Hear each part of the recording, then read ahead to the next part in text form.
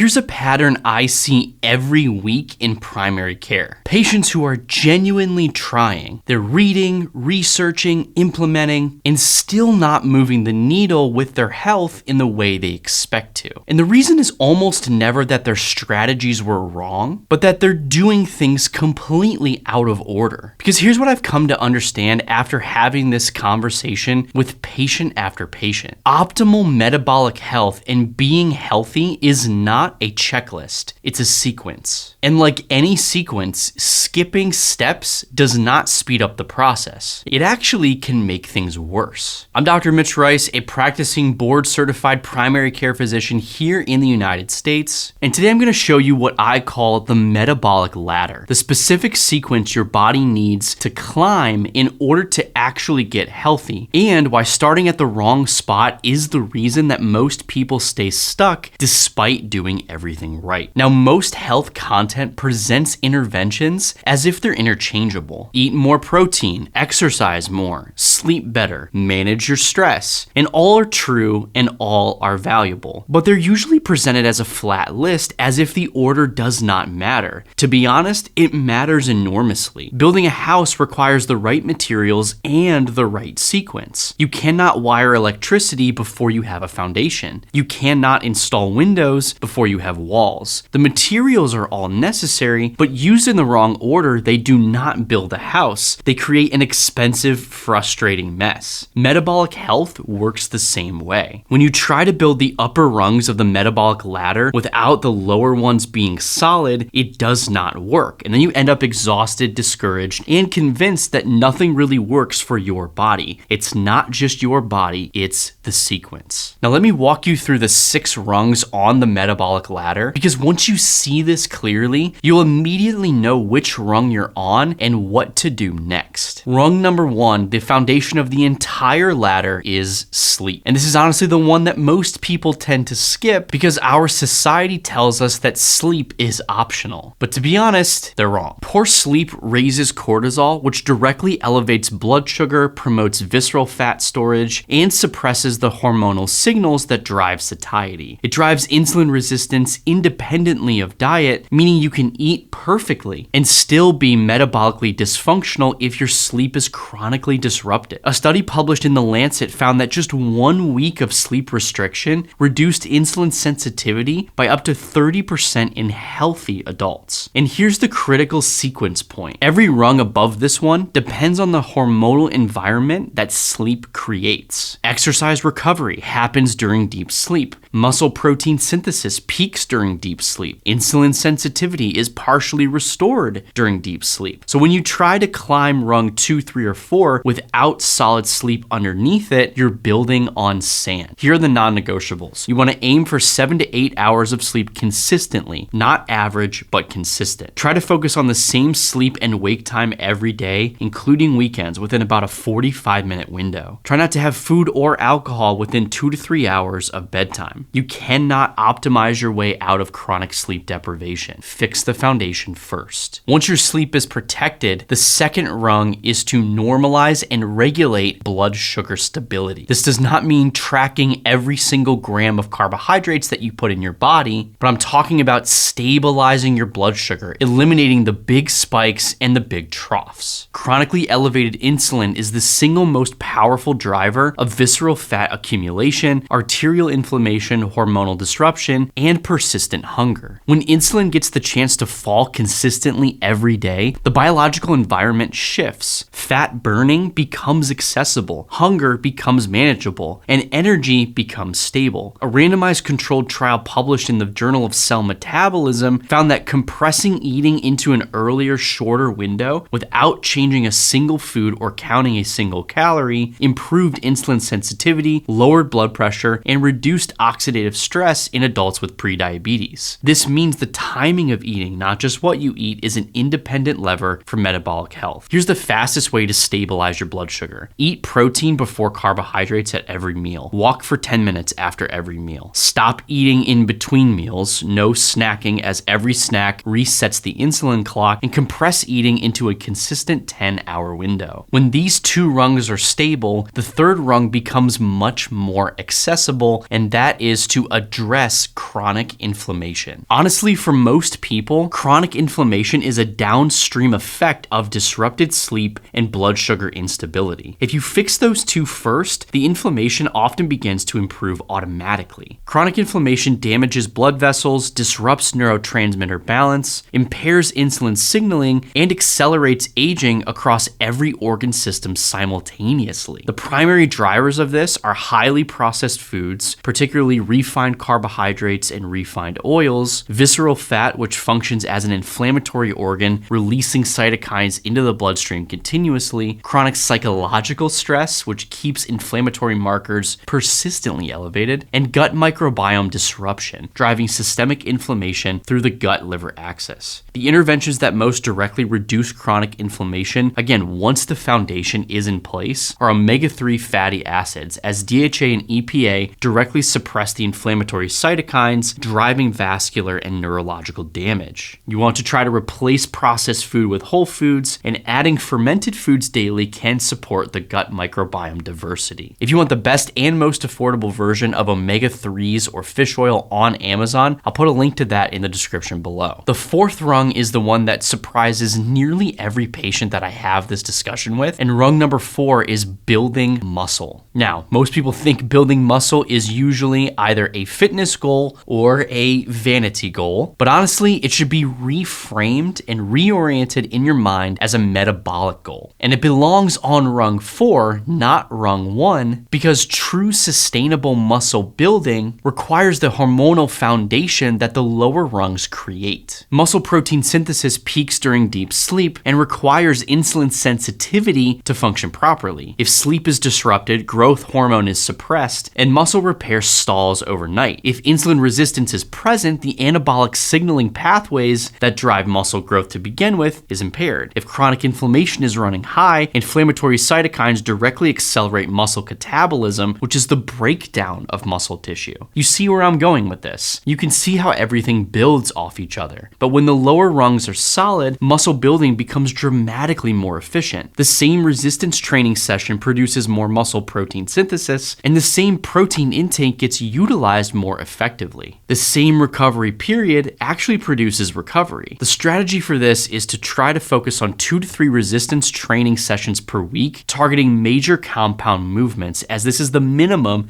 effective dose. Progressive overload, or increasing the challenge over time, is what produces the ongoing adaptation signals for your muscles. Now, once muscle mass is being built and maintained, the 5th rung is developing genuine cardiovascular fitness. This isn't just activity, and it's not just about getting your steps in. This is about measurable change within your own cardiovascular fitness. This is the ability of your heart and lungs to deliver oxygen efficiently under sustained demand. This is where zone 2 cardio becomes most impactful. Zone 2 cardio is slow, sustained aerobic exercise where you can hold a full conversation, but you couldn't necessarily start singing. It's the primary training zone for mitochondrial density and metabolic flexibility. Metabolic flexibility is your body's ability to efficiently switch between burning glucose for fuel and burning fat for fuel instead. It's one of the strongest markers of long-term metabolic health. But here's the sequence point and what's really important in all this. Zone 2 training is most effective when inflammation is already reduced and muscle mass is already being maintained. Without adequate muscle, cardiovascular training produces less metabolic benefit and increases injury risk. Shoot for anywhere from 2 to 4 zone 2 sessions per week of about 30 to 45 minutes total, as this builds the cardiovascular base that makes every other health intervention more effective. Now, the 6th and final rung on the metabolic ladder is honestly everything that traditional health content leads with. It's the trendy things, it's the catchy things, but they're honestly things that only optimize the ladder, not actually build it. I'm talking about standard and esoteric supplements, peptides, cold plunges, red light therapy, continuous glucose monitoring, or advanced lab panels. These tools are real, and many have genuine evidence behind them, but they are optimization tools, not foundational additional ones. When people use them at rung 1 without the lower 5 rungs being solid, they're spending significant time, money, and energy optimizing a system that has not been built yet. Think of it like installing a premium sound system in a car with no engine. The speakers are excellent, but the car is just not going anywhere. Once the lower rungs are solid, optimization tools add meaningful marginal benefit. Advanced lab testing identifies where specific gaps still remain, and targeted supplementation fill those gaps precisely. But they are the top of the ladder, not the entry point. If you want more information specifically about the optimization strategies, including which supplements are best utilized for metabolic health and the advanced lab panel that I recommend to my own patients, you can check out my Metabolic Health Reset Guide. I'll link it in the description below. Now, probably the most important question that you could be asking yourself in this entire video is, which rung am I currently standing on? And that's a great question. So let me tell you exactly how to find out which rung you're on. If your sleep is consistently below 7 hours or chronically fragmented, you are on rung 1. If your energy crashes after meals, you experience persistent cravings, or your waist is above half your height, you are on rung 2. If sleep and blood sugar are managed, but you have persistent fatigue, brain fog, or inflammatory symptoms, you are on rung 3. If the first 3 are addressed, but you're not doing consistent resistance training, you are on rung 4. If resistance training is consistent, but cardiovascular fitness is neglected, you're on rung 5. And if all 5 lower rungs are solid and you want to extract more, you're on rung 6. Pick your rung and work on that rung until it's solid, and then start climbing. If this video changed the way you view metabolic health and help you understand why certain things aren't working for you, please consider subscribing and sharing this to someone that may need to hear this message. The goal of this channel is to actually help you get healthy long before disease ever has the chance to present itself. The best thing that you can do to support that and push this message to people that need to hear it is to subscribe, and I really appreciate that. Finally, commit to the Lord whatever you do, and He will establish your plans. This is from the book of Proverbs, chapter 16, verse